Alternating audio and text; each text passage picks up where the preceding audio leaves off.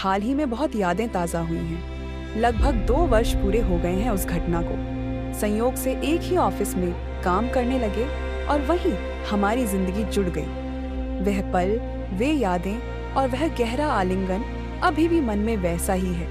परिवार ने बड़े धूमधाम से शादी करा दी। उसके बाद जीवन ही बदल गया। मैं उसके प्यार में पूरी तरह से डूब गई। उसकी रुद्राक्ष जैसी आंखें, उसकी शरीर यष्टि, बोलने की धमक, ये सभी चीजें मुझे आकर्षित करती थीं। लेकिन सब कुछ सामान्य चल रहा था कि अचानक उल्टा हो गया।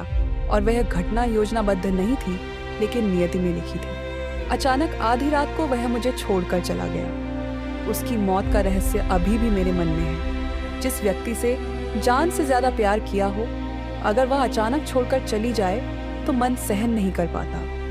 मृत्यु के बाद भी मुझे वह दिखाई देता था। हम सिल्वर स्क्रीन पर फिल्में देखते थे, मायूसी को दूर करने के लिए खाते थे, गप्पे मारते थे उसकी बाहों में। शायद दूसरों को यह पागलपन लगता होगा। डॉक्टरों ने भी कहा था कि मेरे दिमाग में कुछ समस्या है, लेकिन मुझे तो उसकी उपस्थिति महसूस होती थी। वह तेज नजर, सांसों में मंद गति, उसकी साया का स्पर्श, यह सब मुझे उसकी याद दिलाता था। बाकी लोगों को यह नहीं दिखाई देता था, लेकिन मुझे तो उसकी साक्ष्य होती थी।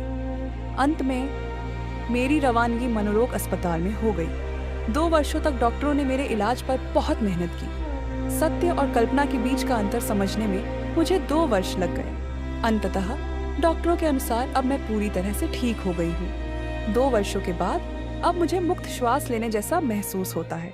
जैसा बताया गया है, अब भी उसकी बहुत याद आती है और अब जो मैं ये लिख रही हूँ तो अभी भी वह यही है और मुझे देख रहा है और मैं भी उसे।